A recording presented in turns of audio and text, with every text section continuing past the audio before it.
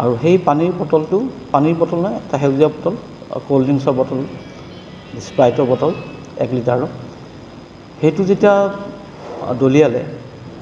দলিয়াইছিলে মাননীয় মুখ্যমন্ত্ৰী মহোদয় কনভয়লৈ। সেই কনভয়ত কেইবাখনো গাড়ী আছিলে আৰু সেই গাড়ীৰ মাজতে এখন গাড়ী আছিলে অতুল বৰা মহোদয়, আমাৰ মাননীয় মন্ত্ৰী, তেখেতৰ গাড়ীত এই বটলটো গৈ পৰিছিলে। ইয়াৰ ভিডিঅ' ফুটেজো আপোনালোকে প্ৰকাশ কৰিছে, আমিও এইটো পাইছোঁ। আৰু কোনো বিশেষ ক্ষয়ক্ষতি হোৱা নাছিলে, কিন্তু গোটেই যিটো তেওঁলোকৰ এই প্ৰচেছ, এই যিটো ক্ৰাইম তেওঁলোকে কৰিলে, প্ৰি প্লেন এটা ক্ৰাইম তেওঁলোকে আগতে আলোচনা কৰিছে। মাননীয় মুখ্যমন্ত্ৰী মহোদয়ৰ যিটো কনভয় তালৈ লক্ষ্য কৰি এই বটলটো তেওঁলোকে দলিয়াই দিছিলে। সৌভাগ্যৰ ক্ৰমে যদিও ক্ষতি নহ'ল, এইটো এটা খুব ডাঙৰ criminal conspiracy against the security of honourable chief minister. সকলোৱে জানে তেওঁ Z+ security category, protected by CRPF, VSG আৰু অল অভাৰ ইণ্ডিয়া।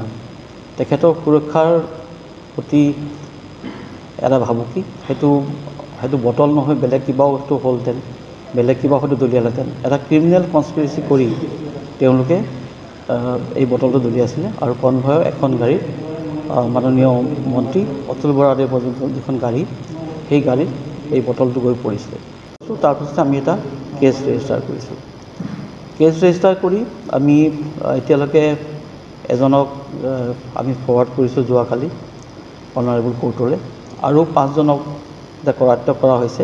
ইয়াৰ ভিতৰতে মেইন যিজন একিউজ, যিজনে এইটো দলিয়াইছিলে, তেওঁৰ নাম দীপাংকৰ ডেকা, তেওঁৰ বোকাখাটত ঘৰ, তেখেতকো কৰায়ত্ব কৰা হৈছে। তেওঁৰ লগতে আৰু 4জন, এতিয়া টোটেল মানে 1 আৰু 4, টোটেল 6জন মানুহ এৰেষ্ট হৈছে।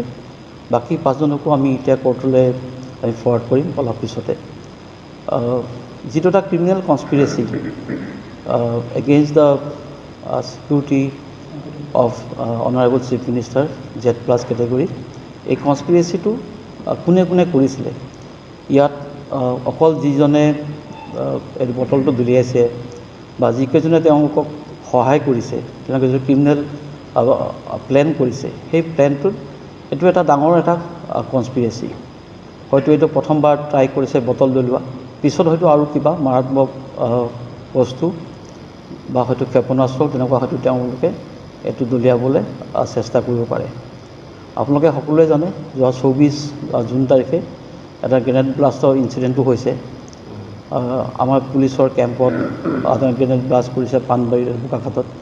সেই চিমিলাৰ টাইপৰ এটেক কৰাৰ প্লেন থাকিব পাৰে বুলি আমি ভাবিছোঁ। সেই ক্ৰিমিনেল কনস্পিৰেচিত কাৰ কাৰ হাত আছে, কোন সংগঠনৰ হাত আছে, কোন মানুহৰ হাত আছে, কোন ক্ৰিমিনেলৰ হাত আছে, সেই গোটেইখিনি আমি তদন্ত কৰি উলিয়াবৰ কাৰণে আমি আৰু এটা কেছ ল'ম।